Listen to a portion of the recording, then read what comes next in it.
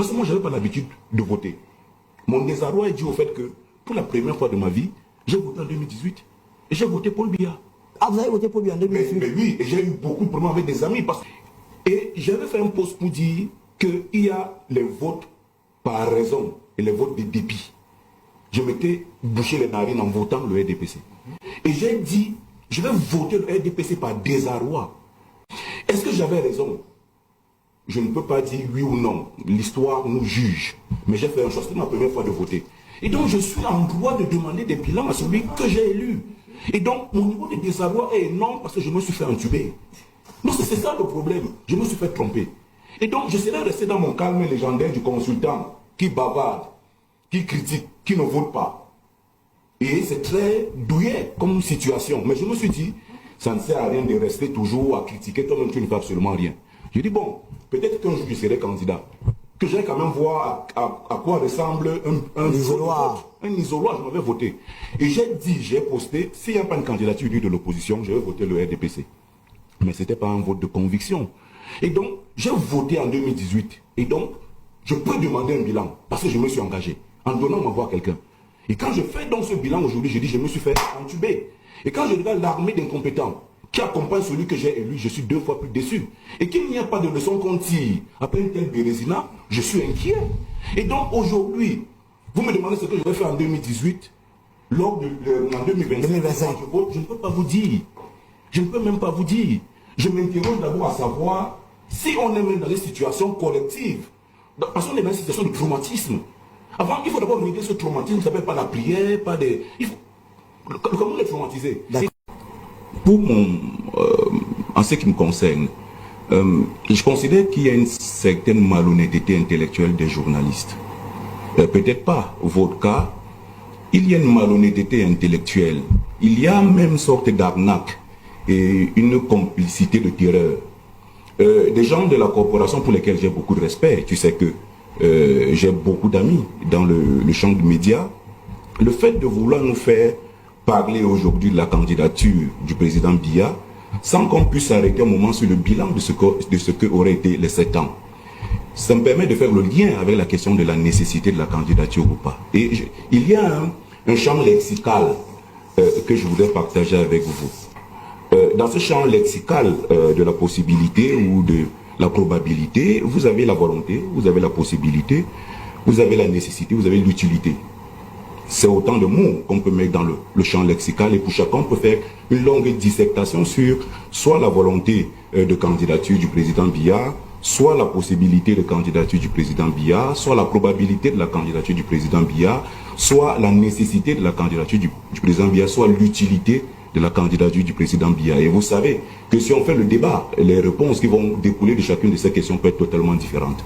Et donc je pense que parler aujourd'hui de la nécessité de l'utilité de la candidature, sans s'arrêter un moment sur le bilan de ce qu'aurait été ces 7 ans, je pense que c'est malhonnête. Parce que c'est là en réalité, après avoir fait ce petit bilan, peut-être même que la question de savoir s'il doit être candidat ou pas ne se poserait pas.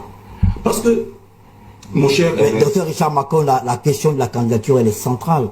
Maintenant, il y a des questions subsidiaires qui nous permettent, à vous, sur le plateau, vous êtes libre de faire le bilan et de peut-être déboucher sur une conclusion qui est la vôtre. Donc, allez-y, allez-y, allez-y. Je discutais avec un ancien président de la République dans un autre contexte et qui me disait, fiston, le pouvoir, c'est plusieurs choses. Et souvent, dans la compréhension du pouvoir, les gens se limitent à considérer le pouvoir comme une sorte d'habilitation juridique et politique qui donne licence à un individu pour faire quelque chose. Cette licence le permet donc, en l'occurrence pour les autorités politiques, pour les chefs d'État, d'exercer l'impérium et le dominium sur un espace politique donné. Mais le pouvoir, c'est la capacité de faire et de donner un coup décisif à la trajectoire des choses. Vous vous levez un matin, vous dites que moi, le président de la République, je vais mettre un terme à la pauvreté au Cameroun. Est-ce que vous avez le pouvoir de mettre un terme à la pauvreté au Cameroun? Vous dites, moi, le président de la République, je me donne 7 ans, je vais mettre un terme à la corruption au Cameroun. Moi, le président de la République, je me donne 7 ans. Je vais résoudre tous les problèmes politiques au Cameroun. Il n'y aura plus des frères anglophones qui vont se faire tirer à la tête à Boya. Il n'y aura plus de terrorisme dans le Nord. Vous dites, moi, le président de la République, je me donne 7 ans. Et la qualité de la gouvernance à l'issue de mon mandat sera exceptionnelle. Est-ce que, au fond, vous avez été au pouvoir pendant les 7 ans? Est-ce que vous avez eu le pouvoir? Est-ce que vous avez eu la possibilité de donner ce coup décisif à la trajectoire des choses pour la transformation de votre société? C'est la question qui se pose. Le même aîné me dit, Richard, au-delà de ces définitions, le pouvoir, c'est la capacité à aimer les gens et à être aimé des gens. Premièrement, aimer les gens. Aimer les gens, c'est de se mettre à leur service. C'est un leadership de service. C'est se réveiller le matin et se demander, est-ce que les enfants de la rue que j'ai vus en centaines à l'avenue Kennedy hier, est-ce qu'ils sont encore là? Est-ce que mon ministère des Affaires sociales et mon ministère de la Famille sont en capacité d'implémenter les politiques que moi j'ai édictées pour permettre qu'il n'y ait plus d'enfants de la rue? Est-ce que le jeune enseignant qui est sorti de l'école normale de Yaoundé, qu'on a affecté à Toubouro, et qui a déjà fait 8 mois sans avoir le moindre salaire, à qui on demande d'être présent au service le matin, sans avoir de quoi manger, sans être dans la capacité de s'occuper de sa petite famille, est-ce que ce petit garçon qui est à Toubouro, sur qui nous comptons pour éduquer les enfants à Toubouro, est en capacité de pouvoir exercer le métier qui est le sien? C'est de se demander, est-ce que les 445 poubelles qu'on traverse entre l'aéroport international de Yaoundé-Simalène et le marché de Mokolo, est-ce qu'il y a un ministère de la ville? Est-ce qu'il y a un délégué du gouvernement? Est-ce qu'il y a des gens qui peuvent s'assurer que lorsque je passe dans ma voiture vitrée fumée, que le citoyen qui n'a pas le même confort n'ait pas à avoir un parcours de combattant et que mes propres membres du gouvernement n'aient pas à enjamber des poubelles pour entrer dans leur propre bureau. Je passais hier devant, j'ai compté environ 45 poubelles entre le ministère de la fonction publique et le campus de Ngouaekele. Bon, nous qui sommes des gens d'en bas qui vivons à côté de campus et tout ça. Quand vous arrivez devant l'école normale supérieure, l'école normale partage le mur avec un ministère de la recherche. Vous avez une poubelle. Vous vous demandez s'il y a eu un tsunami, s'il y a eu une catastrophe. Parce que le tas d'immondices, vous vous interrogez. Vous n'avez pas encore fini de voir ce tas d'immondices, vous arrivez à l'entrée de l'EMIA. Moi, je me souviens parce qu'à l'époque, quand j'étais à la fac, je jouais au basketball. Il y a un petit terrain de basketball à ce niveau qui a été construit par les militaires. Là où nous tous qui avons joué au basketball à Yaoundé, soit à l'école normale, soit à l'ENAM, soit à l'Emion, on a tous joué au basketball là. Le niveau d'ordure que vous avez à ce niveau, vous ne l'avez pas encore achevé. Il y a une délégation départementale en face. Ce que vous voyez à ce niveau, je ne parle pas. Quand vous montez légèrement, vous arrivez au niveau de la gendarmerie. Je ne sais pas comment les gendarmes qui travaillent là font pour entrer dans le bureau chaque matin. Ça, c'est la situation de Yaoundé, c'est la situation du Cameroun. Et donc, c'est la capacité à aimer les gens, à être à leur service, à exercer un leadership de service. C'est de s'interroger matin, midi, soir. Est-ce que le mandat que j'ai pris et les responsabilités que j'ai prises, est-ce que les engagements que j'ai pris vis-à-vis de ce peuple qui pleure, qui souffre, est-ce que je suis à la hauteur de ce que ce peuple attend? Mais c'est aussi la capacité d'être aimé par les gens. C'est la capacité d'être aimé par les gens. Et être aimé par les gens, être aimé, c'est avoir des gens qui adhèrent à votre vision, qui sont prêts à mourir pour vous accompagner, qui sont prêts à se sacrifier parce qu'ils croient au projet que vous leur proposez. C'est ça le pouvoir. Et donc on peut être au pouvoir sans avoir le pouvoir, Ernest. Et donc on s'interroge sur l'utilité d'un nouveau mandat ou d'autre chose. On peut faire le débat si on veut. La situation dans laquelle nous sommes aujourd'hui, jamais dans l'histoire du Cameroun, je lisais un ranking, un classement qui était fait par institution de recherche américaine qui travaille souvent sur la base des doing business et des classements internationaux, qui faisait savoir que le Cameroun avait l'un des gouvernements les plus incompétents de l'histoire du monde. Wow. Quand vous avez un gouvernement actuel, mais c'est un gouvernement d'une incompétence notoire. Je crois que souvent on a eu des mauvais castings. Celui-là, il est légendaire. Il faut l'inscrire dans le livre record. C'est le gouvernement qui a aggravé l'inflation, qui a aggravé la pauvreté, qui a aggravé la saleté, qui a aggravé les maladies.